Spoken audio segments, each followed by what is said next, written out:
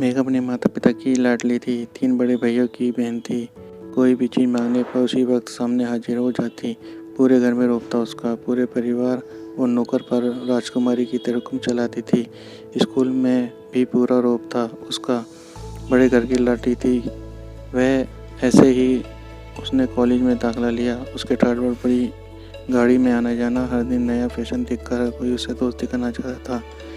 थोड़े ही दिन में उसके बहुत से दोस्त बन गए। पूरे कॉलेज में उसकी अपनी एक पहचान थी। इन दिनों उसके घर एक रिश्ता आया। खानदानी लोग थे और पापा की पुरानी जान पहचान थी। उनके साथ मेघा के साथ कोई जबरदस्ती नहीं की, पर मेघा ने फिर भी हाँ कर दी, क्योंकि वह अपने परिवार से बहुत प्यार करती थी। वह जानती थी कि वह लोग उसका अच्छा ही सोचेंगे। लड़के का नाम राज था। राज काफ़ी पढ़ा लिखा और समझदार लड़का था। ससुराल वाले भी बहुत अच्छे थे। ससुराल में मेघा की जगह वैसी ही थी जैसी उसके मायके में। कोई भी कार्य मेघा की सलाह के बिना नहीं होता था। सबकी लाडली बहू बन गई थी वह। फिर उनके घर एक बेटे का जन्म हुआ। रमन मेघा को जान से प्यार करता। पोता पाकर ससुराल वाले तो फूले नहीं समाते थे। मेघा कभी कभी सोचती थी कि उसकी कीमत कितनी अच्छी है। उसका हर अपना उससे कितना प्यार करता है। चाहे जीवन में कैसा भी समय आए, मेरे अपने हमेशा मेरे साथ हैं। मैं कभी अकेली नहीं हो सकती कि इतनी खुशकिस्मत हूँ मैं। पर शायद मेघा की खुशियों को उसकी अपनी ही नज़र लग गई थी। एक दिन वह मायके जाने की जिद कर बैठी। राज को बहुत काम था, लेकिन वह फिर भी उसे ले गया। रास्ते में उनकी गाड़ियाँ अन्य गाड़ी से टकरा गई। मेघा, राज और राहुल बहुत बुरी तरह से जख्मी हो गए। काफ़ी दिनों के इलाज के बाद राज और राहुल तो ठीक हो गए, लेकिन मेघा पूरी तरह ठीक नहीं हो सकी। सर पर चोट लगने के कारण वह अपनी आंखों की रोशनी खो बैठी। अब मेघा की किस्मत जैसे उल्टे पांव चलने लगी। मायके वाले कुछ दिनों तक उसे मिलने आते रहे, फिर कभी कभार फ़ोन पर ही कर के पूछ लेते कि अब कैसी हो। धीरे धीरे ये सिलसिला कभी भी कम हो गया। ससुराल वाले की सहानुभूति भी काम होने लगी। घर में किसी को पास बैठने के लिए कहती तो जवाब मिलता, बहुत काम है, अब तुम भी हाथ नहीं बटा सकती। राज भी चिड़चिड़ा हो गया था। बस राहुल ही था उसके साथ, जिसके साथ हंसते खेलते उसका वक्त गुजरता।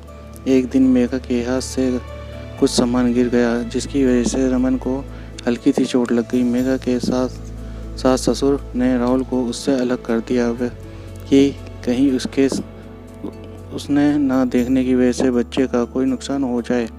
मेघा अंदर से टूट चुकी थी। एक दिन उसने सबके सामने मायके जाने की इच्छा रखी और तो राज ने उसे तुरंत मायके छोड़ाया, लेकिन जैसे कि वह भी यही चाहता था, लेकिन रमन को उसके साथ नहीं भेजा गया। मेघा कभी रमन से दूर नहीं रही थी, पर अपनी कमी के कारण उससे ज़्यादा बहस नहीं की। मेघा को लगा कि वह 3-4 दिन वहाँ रहेगी तो थोड़ा हवा पानी बदल जाएगा, क्योंकि वह कितने दिनों से कहीं भी बाहर नहीं गई थी। घर वाले भी इतने दिनों बाद उसे देखने कितने खुश होंगे। मेघा के घर पहुंचने पर सब लोग बहुत खुश हुए। खाने में जब सब कुछ मेघा की पसंद का ही बना था, उसने अपने मम्मी पापा को और भाई भाभीयों से दिल खोल के बातें की। उनके छोटे छोटे बच्चे भी बुआ के साथ घुल मिल गए थे। रात को सोने के वक्त जब वह कपड़े बदलने लगी तो उसके पता चला कि उसका बैग तो बहुत भरा हुआ था। वह सब समझ गई। वह बहुत उदास हो गई। कुछ दिनों तक तो सब ठीक रहा, फिर जैसे सब बदलने लगा उसका व्यवहार बदल रहा था।